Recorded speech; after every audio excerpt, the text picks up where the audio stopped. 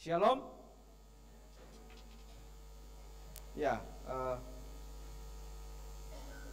sore hari ini saya ingin menyampaikan firman Tuhan tentang, ya, kalau 3 minggu yang lalu Ibu Ami membagikan tentang siapa saya, ya, tentang siapa saya. Hari ini saya ingin membagikan tentang siapakah kita di hadapan Kristus. Oke, kita lihat dalam Yohanes pasal 15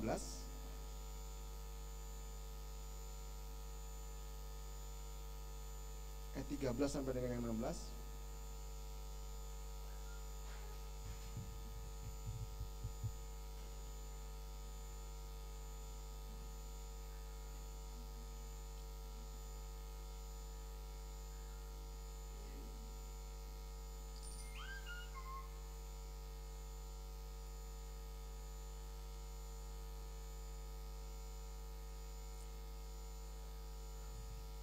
Baik, yang sudah dapat katakan amin.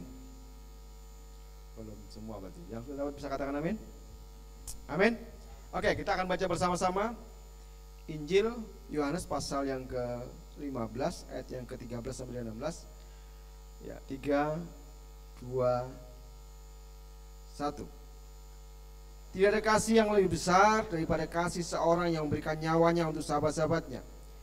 Kamu adalah sahabatku jikalau kamu berbuat apa yang kuperintahkan kepadamu.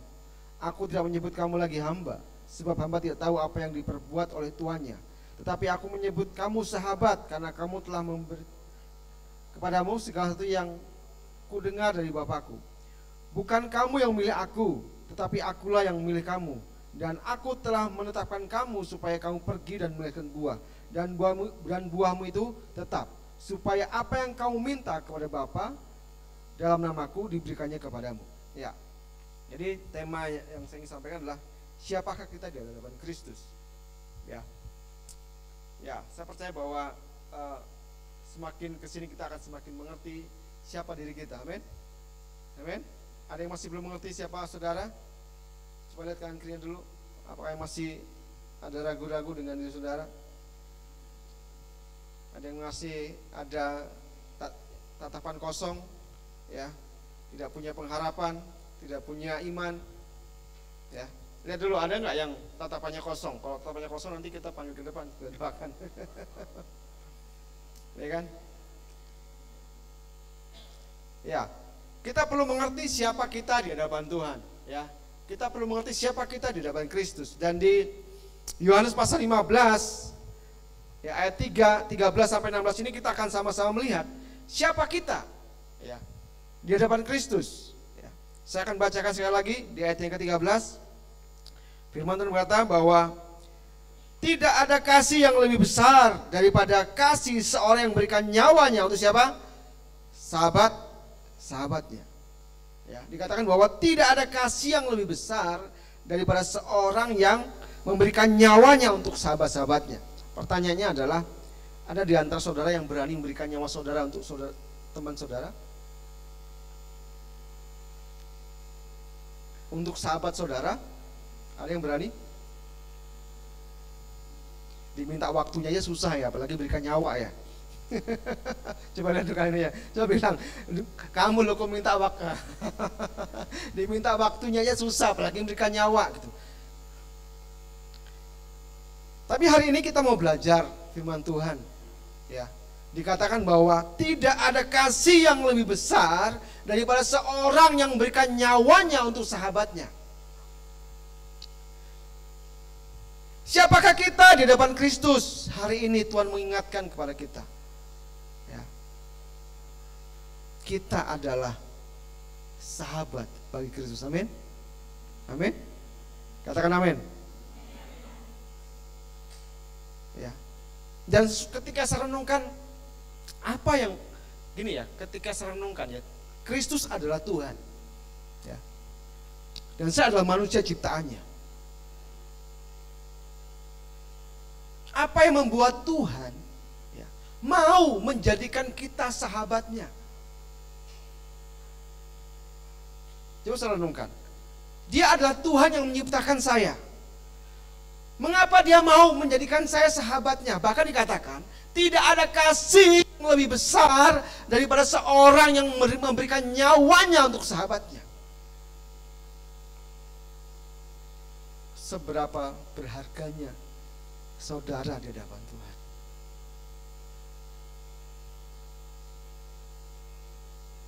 Ketika saya renungkan, Tuhan pencipta saya, Dia datang, ya kan? Ya harusnya kalau saya pencipta, artinya bahwa kalau saya ada ciptaannya, ya suka-suka Tuhan mau jadikan saya apa?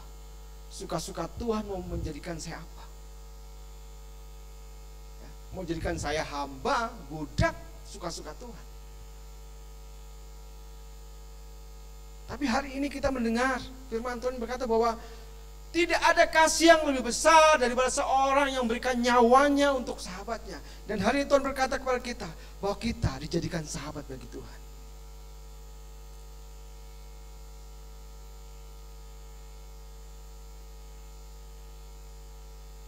Bukan sekedar bestie ya. Mungkin kalau bestie itu gimana sih? Saya kurang paham juga. Bestie itu apa sih? Teman dekat gitu ya? Atau apa? Bestie itu gimana sih? Saya sering dengar kata bestie. Apa bestie itu? Sahabat dekat atau gimana ya? Sahabat yang paling dekat gitu ya. Artinya kalau saya perlu uang minta sama dia boleh, gitu ya. Saya perlu perlu waktu untuk dia boleh gitu ya. Artinya ya teman curhat atau gimana seperti itu ya. Apakah Tuhan menjadikan kita hanya sebatas bestie? Enggak ya. Tapi jelas hari ini kita lihat bahwa dikatakan bahwa tidak ada kasih yang lebih besar daripada seorang yang memberikan nyawanya bagi kita. Ya. Tuhan menjadikan kita sahabatnya dengan mempertaruhkan nyawanya, dengan memberikan nyawanya. Nah pertanyaannya, untuk apa Tuhan menjadikan saudara dan saya sahabatnya? Coba saudara renungkan. Kira-kira untuk apa sih Tuhan menjadikan saya ciptaanmu menjadi sahabatmu? Apakah Tuhan tidak punya teman di surga? Tuhan tidak punya teman di surga? Kira-kira ada Tuhan tidak punya teman, jangan-jangan di surga gitu ya. Sendirian naik ke surga, nggak ada temannya gitu ya. Sampai Tuhan mau menjadikan kita sahabatnya.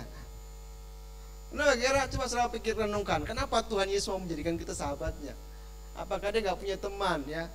Malaikat nggak cocok ya, malaikat nggak pantas gitu.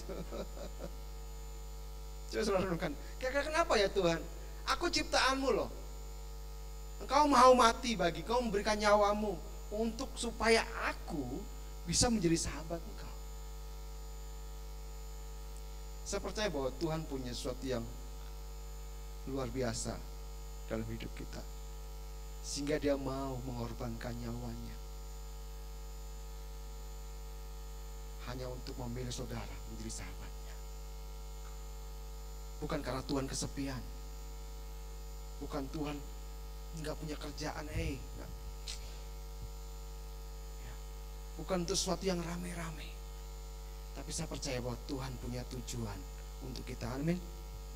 Dia menjadikan saudara dan saya sebagai sahabatnya karena Tuhan punya tujuan istimewa bagi kita. Ya. Ayat 14 kita baca. Ya. Dikatakan, kamu adalah apa? Sahabatku jikalau kamu berbuat apa yang kuperintahkan kepadamu. Ya. Jadi memang ada kriteria yang Tuhan berikan bagi saudara dan saya. Ya, dikatakan kamu adalah sahabatku. Ya, memang aku sudah memberikan nyamaku bagi kamu. Tapi kamu akan menjadi sahabatku ketika apa? Apa? Jikalau kamu berbuat apa yang kuperintahkan kepadamu. Artinya ada sebuah misi yang Tuhan taruh lewat pengorbanannya.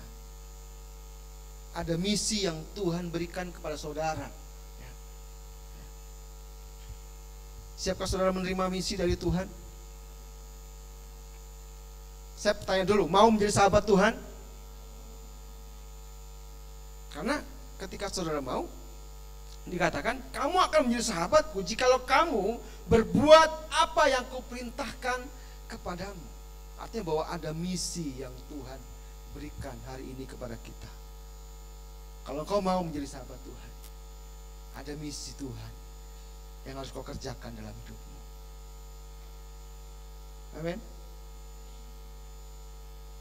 Ya, saya percaya bahwa ya ketika Tuhan, kenapa Tuhan memilih saya?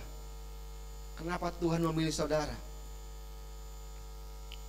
Kalau seandainya saudara dipilih dalam sebuah event ya,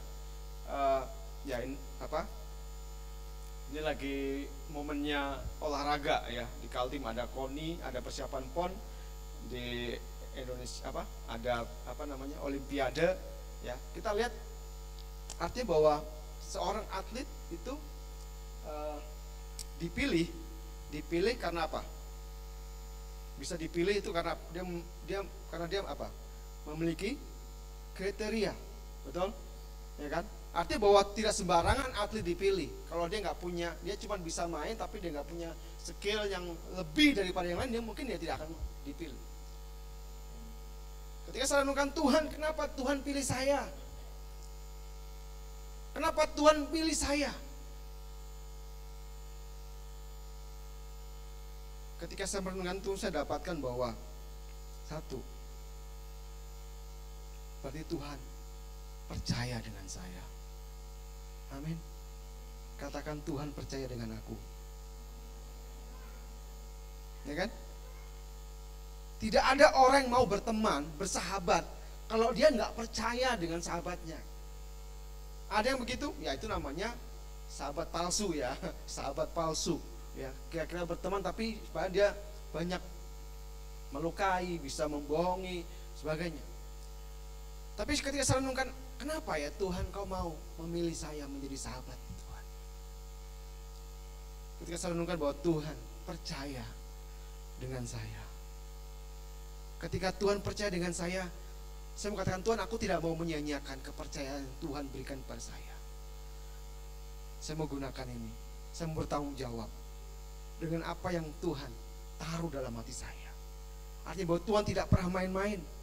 Tuhan melihat saya mampu, Tuhan melihat saya bisa. Katakan kanan kirimu, kalau hari ini aku dipercaya Tuhan, ya.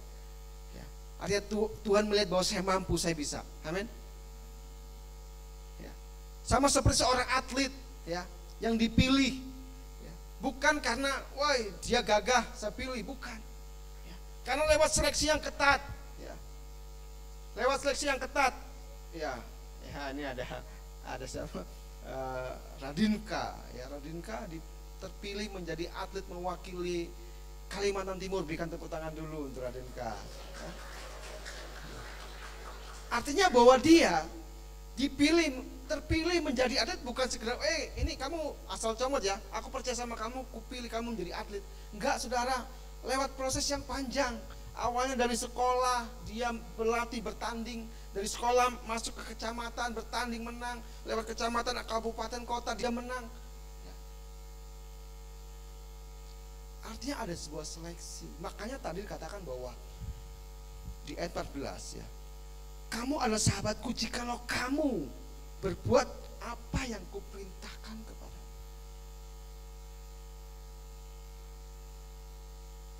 Ada sebuah seleksi yang memang Tuhan taruh, berikan kepada kita.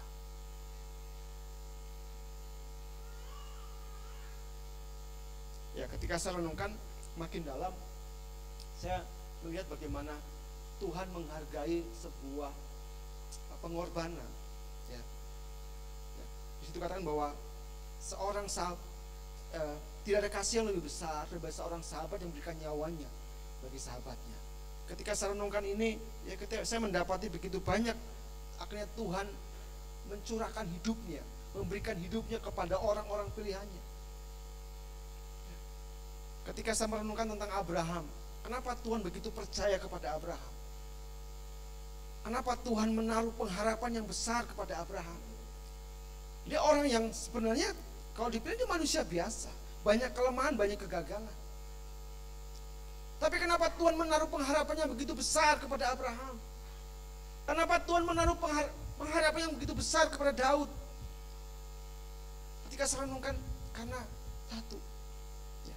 Kenapa Abraham? Kenapa Tuhan mempercayakan, memiliki pengharapan yang besar kepada Abraham? Karena Abraham memiliki kerelaan. Dia mau mengorbankan nyawa, dikatakan anak yang dikasihnya.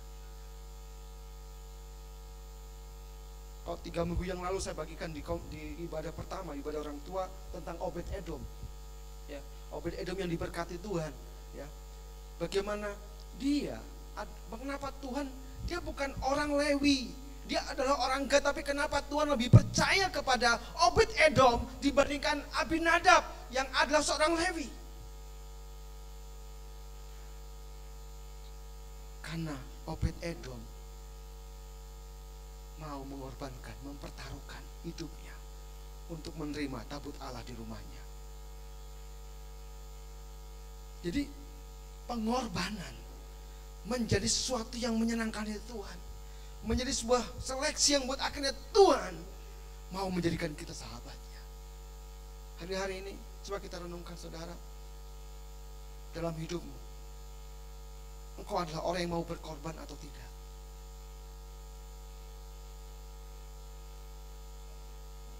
Karena mata Tuhan akan tertuju kepada orang yang mau berkorban dalam hidupnya. Tetapi ketika kita egois, kita lebih mementingkan diri kita, kita lebih mementingkan keasikan kita, hidup kita,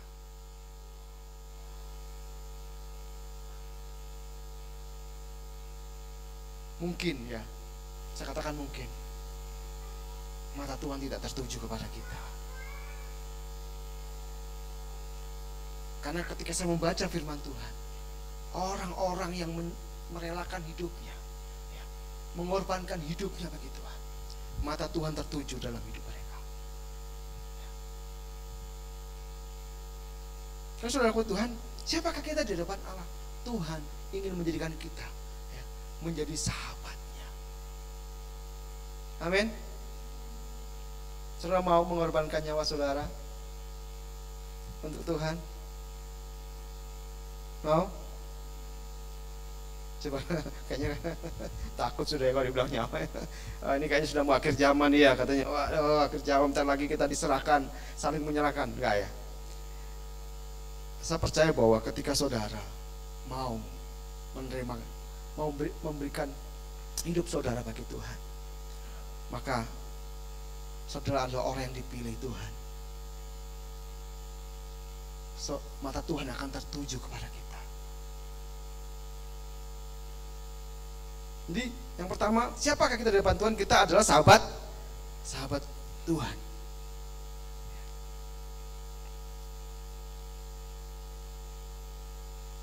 Dia korbankan hidupnya untuk menjadikan kita sahabatnya. Itu mari kita lihat diri kita. Aku gak mau Tuhan menyanyiakan apa yang sudah kau berikan kepadaku. Amin. Oke, yang kedua, ya, kita lihat siapakah kita di depan Kristus. Yang kedua, kita lihat ayat yang ke-15. Kita baca bersama-sama, 3, 2, 1. Aku tidak menyebut kamu lagi hamba, sebab hamba tidak tahu apa yang diperbuat oleh tuannya, tapi aku menyebut kamu adalah sahabat, karena aku telah memberitahukan kepadamu segala sesuatu yang kudengar dari Bapakku. Ya, kita perhatikan situ, ya. Aku tidak menyebut kamu lagi apa? Apa? Hamba. Hamba itu apa? Budak.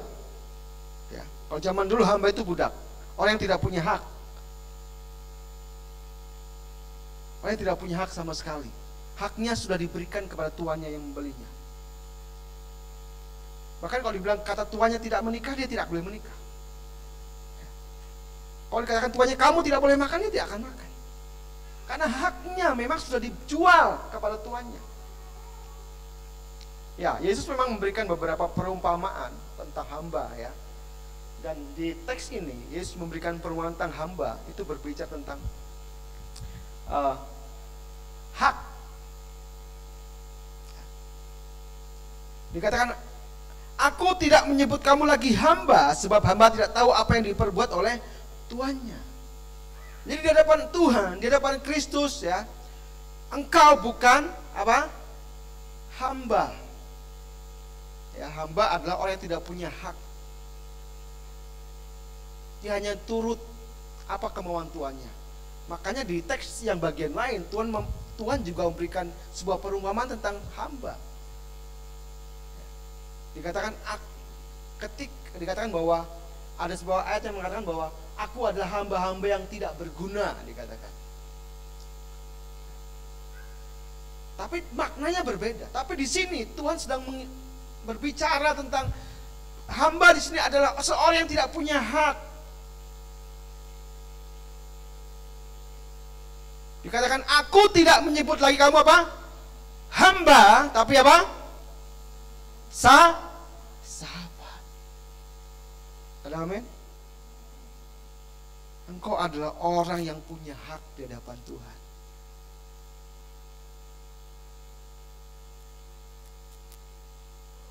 Engkau bisa menyampaikan apa yang ada dalam hatimu kepada Tuhan. Engkau bisa menjadi orang yang bisa mengingatkan Tuhan. Sama seperti Abraham, ya, mengingatkan Tuhan. Sama seperti Musa, ya, berani dia mengingatkan Tuhan. Itulah sahabat. Makanya dikatakan aku tidak menyebut kamu lagi hamba, tapi apa? Sahabat. Karena hamba tidak dapat berbuat apa-apa. Amin. Engkau adalah sahabat Kristus yang sedang dipersiapkan untuk sesuatu yang besar.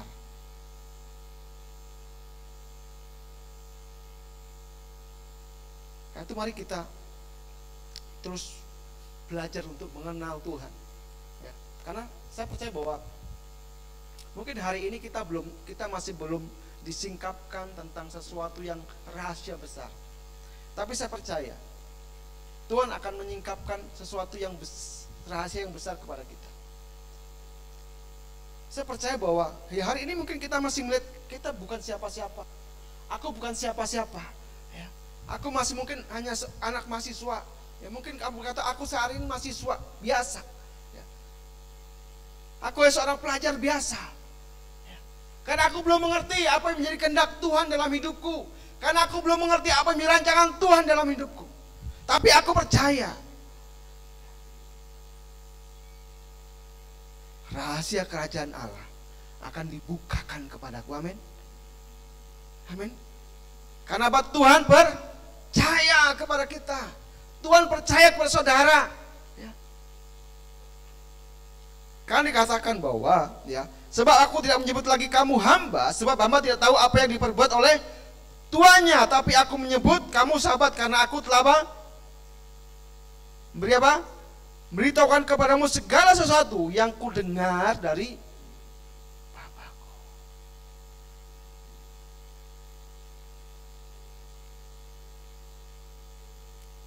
Jadi saudara, jangan engkau menjadi ngerasa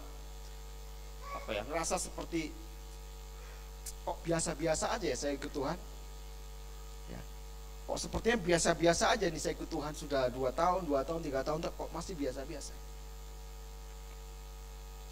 Saya sepertinya Tuhan belum berbicara kepada saya.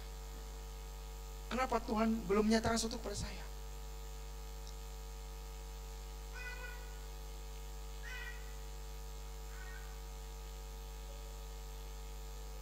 Tapi saya percaya bahwa waktu Tuhan, ya, pasti Tuhan akan nyatakan itu kepada kita. Ya. Dan saya percaya bahwa karena Tuhan percaya kepada kita, Tuhan percaya kepada saudara. Kan jangan pernah kau meragukan dirimu. Ya. Mungkin hari ini kau berkata, aku mahasiswa biasa, aku pelajar biasa. Tapi ketika aku setia kepada Tuhan, ketika aku mau mengikuti seluruh kehendak Tuhan, aku mau setia, aku mau membangun hubungan dengan Tuhan, aku percaya bahwa Tuhan akan menyingkapkan kebenaran itu kepada saya. Tuhan akan membukakan kebenaran kerajaan surga kepada saya. Ada amin? Ada amin? Coba lihat dulu kanan kirimu. Mungkin 5 tahun ke depan engkau akan melihat seorang pemimpin, ya, pemimpin perusahaan.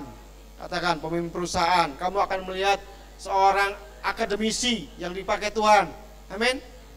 Amin. Lihat-lihat wajah akademisi di sini, coba lihat, ya, yang akan dipakai Tuhan. Akan lihat pemimpin-pemimpin yang luar biasa dipakai Tuhan, ya.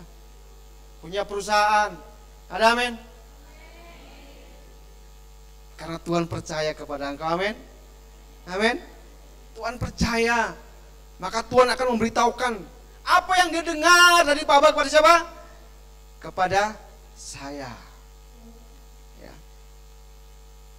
Dan itu yang saya kejar, saudara. Itu yang saya ingin terus kejar sampai saya mengerti sampai apa yang memang Tuhan inginkan, apa yang Tuhan mau dari hidup saya. Amin. Jadi saudara bukan lagi siapa? Hamba.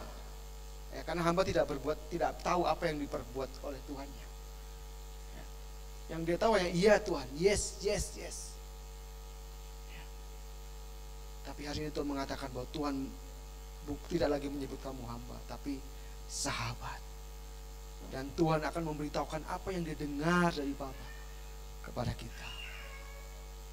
Jangan heran nanti ketika saudara makin mengenal Tuhan, saudara semakin setia kepada Tuhan, Tuhan akan banyak berbicara kepada saudara, termasuk kepada suku-suku bangsa, termasuk kepada rahasia besar tentang bangsa-bangsa. Tuhan akan berbicara itu kepada saudara. Tiba-tiba saudara punya kerinduan yang dalam akan sebuah pekerjaan Tuhan. Tiba-tiba dalam hati saudara timbul sebuah belas kasihan yang dalam untuk sebuah suku bangsa, untuk sebuah bangsa. Itu bisa terjadi, saudara. Karena Tuhan memang mencari orang yang siap untuk dipakainya. Karena Tuhan mencari orang yang mau mengerjakan misinya, mengerjakan pekerjaannya. Ada amin. Jadi yang kedua, kita bukan lagi hamba, tapi kita adalah sahabat. Yang ketiga, ayat 16 kita baca sama-sama. 3, 2, 1. Bukan kamu yang memilih aku, tapi akulah yang memilih kamu. Dan aku telah menetapkan kamu supaya kamu pergi dan menghasilkan buah, dan buahmu itu tetap, supaya apa yang kamu minta kepada Bapa dalam namaku diberikannya kepadamu. Yang ketiga, ya, siapakah kita di hadapan Tuhan? Ya. Saya mau katakan bahwa saudara adalah pilihan Tuhan. Katakan, saya adalah pilihan Tuhan. Kalau engkau dipilih Tuhan, boleh nggak kau ragu akan hidupmu? Boleh engkau ragu akan hidupmu? Mungkin hari ini engkau berkata, aku hanya anak seorang petani. Engkau boleh berkata, aku mungkin anak petani hari ini. Tapi aku akan melihat kemuliaan Tuhan memenuhi hidupku. Aku akan melihat bagaimana kemuliaan Tuhan menuntun aku kepada bangsa-bangsa. Saya akan melihat kemuliaan Tuhan menuntun aku kepada kebenaran. Dan terang Allah akan menerangi kehidupanku, dan terang itu akan menerangi banyak orang. Amin.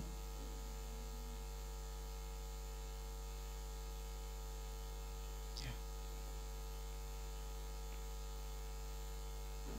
Ya. Saudara dan saya adalah pilihan Tuhan. Kalau jangan pernah kau menyia-nyiakan waktu yang Tuhan berikan bagimu hari ini. Jangan buat waktumu habis dengan sia-sia. Karena engkau adalah pilihan Tuhan.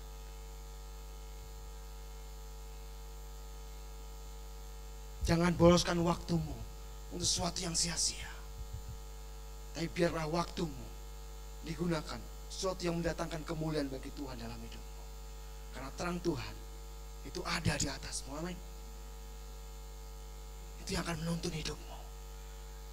Keberhasilanmu ada ketika ada terang Tuhan memimpin engkau. Ada amin. Ada amin. Mau diberkati Tuhan, mau dipakai Tuhan. Sekali lagi lihat kanan kirimu, kau akan lihat pemimpin-pemimpin yang dipakai Tuhan di kanan kirimu. Ya, bukan hanya sekedar pemimpin komsel, katakan, bukan pemimpin hanya pemimpin komsel, ya, amin. Lebih daripada pemimpin komsel, ya. Saya akan melihat nanti, saudara, ada orang yang dipakai Tuhan. Saya akan menjadi CEO yang dipakai Tuhan. Saya menjadi akademisi yang dipakai Tuhan. Dan Saudara jangan pernah sia-siakan pilihan Tuhan dalam hidupmu. Amin. Ya. Jadi saudara orang yang dipilih Tuhan. Nah, sebuah pertanyaan yang kita perlu renungkan. Apa yang menjadi dasar Tuhan memilih kita? Ya, sekali lagi, apa yang buat Tuhan memilih kita? Saya katakan tadi bahwa karena Tuhan percaya kepada kita. Amin. Amin. Tuhan percaya kepadamu bukan karena kondisimu sehari ini.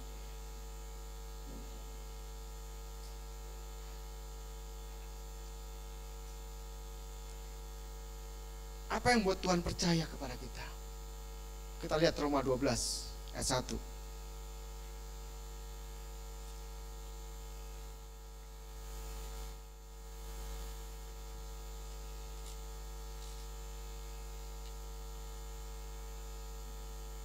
Oke, kita baca bersama-sama ya. Yang sudah dapat bisa katakan amin.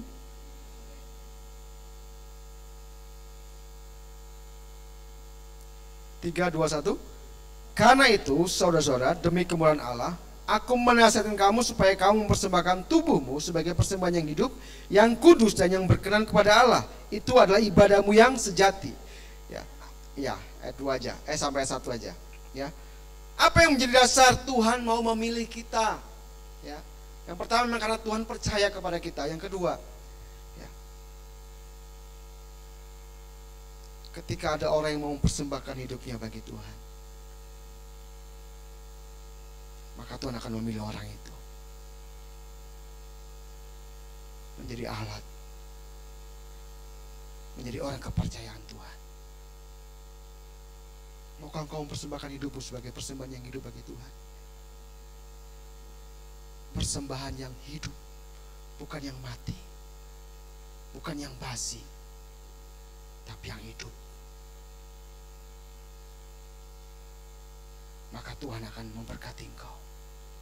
Tuhan akan memakai engkau. Sama seperti ketika Tuhan memberkati Obed-Edom dan seisi rumahnya. Mau diberkati Tuhan? Mau diberkati Tuhan? Oke, nanti saya kasih PR ke saudara. Saudara kalau ingin diberkati Tuhan, bisa dengarkan khotbah saya minggu lalu tentang Obed-Edom. Saudara bisa buka 2 Tawarik 6 ayat 1 sampai 13. Saudara baca, saudara renungkan.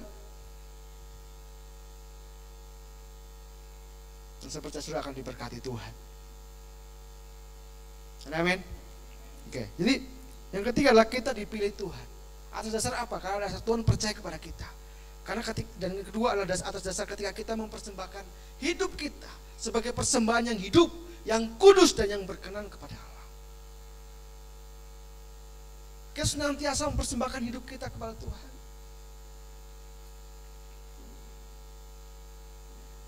Terus bagaimana kalau saya gagal ya? Ya kan?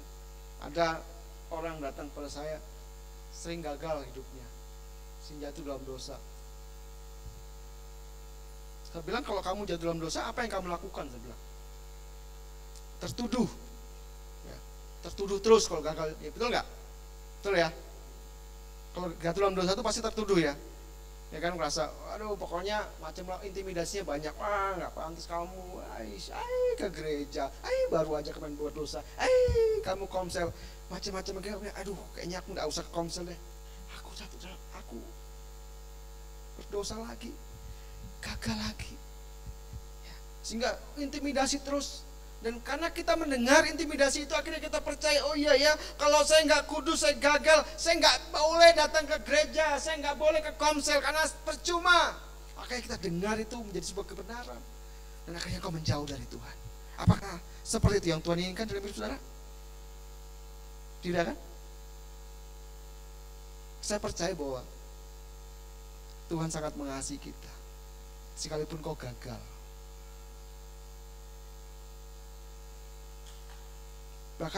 Bahkan ketika engkau tidak lagi percaya dengan dirimu bahwa engkau bisa bangkit pun, Tuhan masih percaya kepada engkau. Karena itu ketika engkau gagal, jangan engkau mau diintimidasi oleh iblis. Jangan dengarkan perkataannya, tapi katakan, Tuhan mengasihi aku. Ada kasih karunia yang Tuhan berikan kepadaku untuk aku bisa bangkit. Kan itu ketika kau gagal, kau jatuh dalam dosa, kau jangan lari dari Tuhan. Jangan seperti Adam bersembunyi. Tuhan cari di mana engkau Adam, di mana engkau. Apakah Tuhan tidak tahu Adam jatuh dalam dosa? Tahu nggak? Ya kan? Tapi itu yang terjadi ketika orang jatuh dalam dosa, lari dari Tuhan, sembunyi dari Tuhan, nggak pantas aku Tuhan. Kenapa? Karena dia dengarkan perkataan iblis yang mengintimidasi bahwa orang yang gagal tidak pantas di hadapan Tuhan. Itu yang seringkali didengarkan oleh orang-orang Kristen hari-hari ini. Sehingga akhirnya apa? Oh, aku lebih baik, udahlah, kumpul sama teman-temanku yang di sana, komunitas motor, komunitas apa lagi, macam-macam. Di sana lebih enak. Akhirnya apa? Dia pergi ke sana. Dan Tuhan mencari, Tuhan merindukan kita. Ada amin. Jadi ketika engkau gagal, kemana engkau pergi? Kemana ketika engkau gagal, kemana engkau pergi? Kepada siapa? Kepada siapa? Menjauh dari hadirat Tuhan atau datang kepada hadirat Tuhan? Datang ke hadirat Tuhan. Karena di hadirat Tuhan ada pemulihan, ada kebangkitan, ada pengharapan. Engkau akan bisa melihat dirimu, ya, yang sesungguhnya. Walaupun engkau sering gagal, engkau sering jatuh dalam dosa, tapi berbeda ketika kau dengar perkataan iblis, intimidasi iblis, ya, engkau tidak akan menemukan siapa dirimu. Tapi ketika kau gagal, kau datang pada Tuhan, kau merendahkan diri. Tuhan, ampuni aku Tuhan, pulihkan aku Tuhan, bangkitkan aku Tuhan, berikan aku kekuatan Tuhan untuk aku terus bangkit, untuk aku terus bisa datang kepada Engkau Tuhan. Dan saya percaya di situ ada namanya kasih karunia Tuhan. Ada amin? Amin? Oke. Yang keempat, ya, masih ayat 16, ya, dikatakan tadi. Oke, saya kembali lagi ke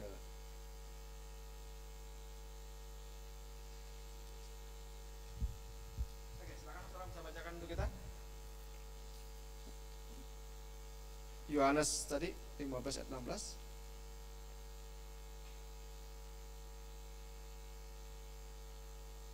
Oke, ada yang bersedia membacakan untuk kita semua? Yohanes pasal 15 ayat 16. Halo? Enggak ada yang bersedia. Ya, oke, terima.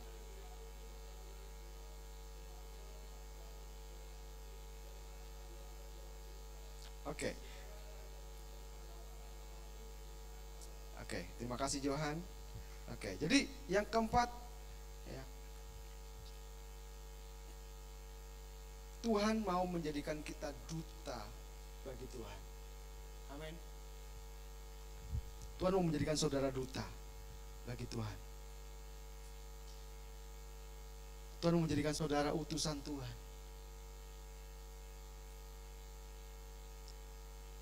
Ketika Tuhan menjadikan saudara sahabatnya, maka Tuhan ingin saudara menjadi orang-orang yang diutus oleh Tuhan.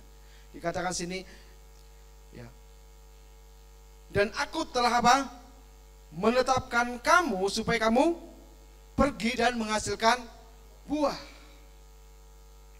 Orang-orang yang Tuhan pilih, orang-orang yang Tuhan tetapkan menjadi sahabatnya, maka Tuhan akan membawa orang itu bisa pergi dan menghasilkan apa?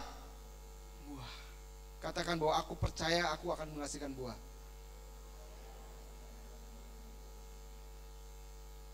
Engkau akan menghasilkan buah bagi Tuhan. Dan katakan buahmu itu tetap.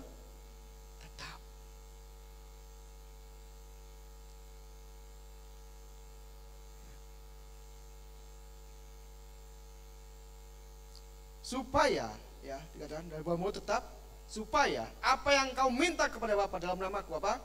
Diberikannya kepadamu. Jadi saudara kasih Tuhan, ini yang perlu kita renungkan hari-hari ini, ya, bahwa Tuhan menginginkan saudara untuk menjadi utusan-utusan Tuhan. Siapkah saudara menjadi utusan Tuhan hari-hari ini? Ya.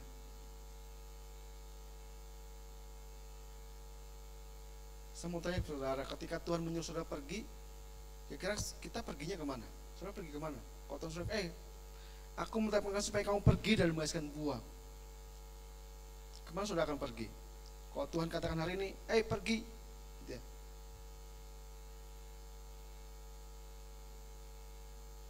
Saya mau tanya, kemana setiap hari saudara pergi? Kemana setiap hari saudara pergi? Yang bekerja ke kantor, yang kuliah kemana? Ke kampus, yang pelajar ke sekolah. Ya. Artinya bahwa ketika engkau bekerja, ketika engkau seorang pelajar pergi ke mahasiswa, ketika seorang mahasiswa pergi ke kampus, maka Tuhan sedang mengutus saudara ke tempat itu. Amin. Tuhan sedang mengutus engkau ke kampus itu untuk apa? Menghasilkan buah. Kalau engkau seorang pelajar, setiap hari engkau pergi ke sekolah, Tuhan sedang mengutus engkau ke sekolah itu untuk menghasilkan buah. Engkau yang bekerja, engkau pergi ke kantor, ya. Tuhan utus engkau untuk menghasilkan buah di sana. Jadi siapkah saudara menjadi duta Kristus, menjadi utusan-utusan Tuhan? Siap? Amin.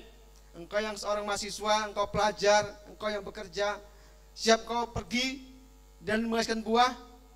Amin. Siap?